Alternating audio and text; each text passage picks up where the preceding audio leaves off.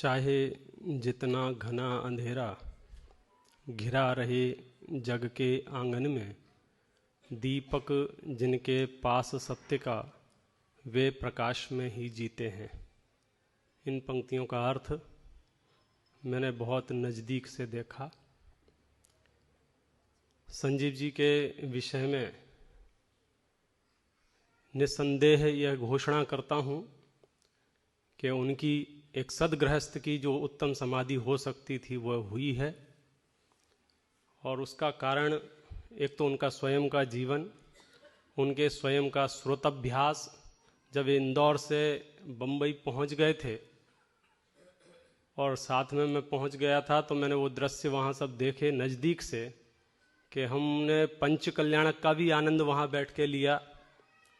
TV पर जब दादा के प्रवचन चालू हुए तो हम अपेक्षा रख रहे थे कि पंच कल्याणक पर प्रवचन होंगे, लेकिन नियोग का विषय है कि वो प्रवचन भी समाधि पर हुए।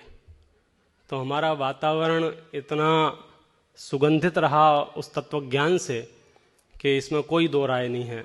उनका आहार श्रावकोत्तम रहा क्योंकि आयुर्वेदिक चुना था, सात्विक आहार था। उनका उपचार उत्तम रहा क्योंकि उन्होंने आयुर्वेदिक चुना था। और उनका मानसिक चिंतन इतना उत्तम था कि हम कोई भी गाथा पढ़ें वो गाथा अधूरी नहीं रहती थी, वे गाथा पूरी कर देते थे। एक विषय तो ये। दूसरा, मैं अब समय की भी सीमा है और वो सब चीज़ें शब्दों में नहीं आ सकती हैं। सब अपने अपने हिस्से को रोते हैं कि हमने क्या खोया है, हमने क्या खोया है। सब कुछ सुलभ है, सब कुछ सुलभ है। सत्संगति और एक मित्र बहुत दुर्लभ है। सीनियर हो और उसमें सीनियरिटी ना हो, विद्वान हो और विद्वत्ता का वो ना हो, और मुझ पर विश्वास करने वाला एक इतना अगाध पांडित्य का धनी चले जाना सच में बहुत दुख का विषय है। मैं शब्दों में क्या कहूँ, मैं तो समेटते हुए इतना कह सकता हूँ कि जो प्रभावना उनके निमित्त से हो रही थी वो आपकी आंखों के सामने है। हाथ कंगन को आरसी क्या, मैंने तो सिर्फ सतपथ का एक ढांचा खड़ा किया था, उसमें जो प्राण फूंकने का काम किया था वो आदरणीय भाई साहब ने किया था। और उन्होंने जो मोक्ष मार्ग प्रकाशक 300वीं जयंती टोडरमल जी की पूरे देश में मनाई वो आप सबके सामने है। और दूसरी घोषणा जो करके गए रत्नकरण श्रावकाचार्य की, मैं अभी कुछ घोषणा नहीं करना चाहता हूँ यहाँ से, वह सब आपके ऊपर है। आप इतना तो संकल्पित हो ही कि बाहर से क्या होगा क्या नहीं होगा। हमने जो उनके साथ संकल्प किया था रत्नकरण श्रावकाचार्य का, वो अपने स्वयं के निजी जीवन के अध्ययन में जरूर पढ़ते रहें, श्रुत के साथ बने रहें।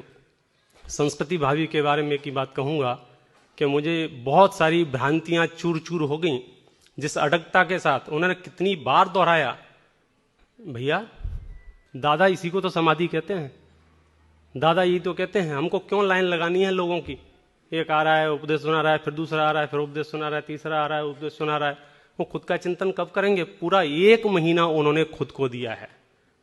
कोई ये समाचार झूठे हैं कि वो मेमोरी गायब होगी, फलाना होगा, डिकाना हो गया।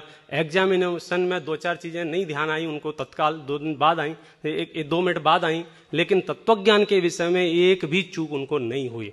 मैंने उन्हें विधिवत परिवार की जानकारी के बिना भी काल सीमा नहीं बताई थी, लेकिन इतना तो कहा ही था कि भाई साहब आपको यह असाध्य रोग है और मुझे मना किया गया है बताने के लिए, लेकिन मेरा मन नहीं मान रहा है। रोग के काल तक के लिए आप समस्त जिम्मेदारियां संस्था की, परिवार की, मोह सब कुछ संकल्पित त्याग कराया है।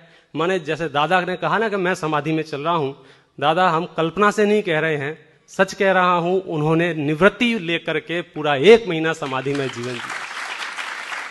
ये बात मैं तब नहीं कह सकता था क्योंकि बंदिशें थीं, डॉक्टरों की भी कहें नहीं कहें, बताएं नहीं बताएं, क्या समझेंगे ये।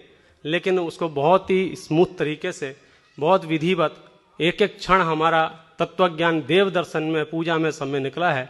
समय बहुत सीमित है, मैं इतना ही कहना चाहता हूँ। उनके लिए हम निश्चिंत रहें और हम किसी बंकर में नहीं बैठे हैं। कोई भी निमित्त कभी भी उपस्थित हो सकता है हमारे सामने। हम सब सहज तैयारी के लिए, सहज समाधि की तैयारी के लिए सब तैयार रहें।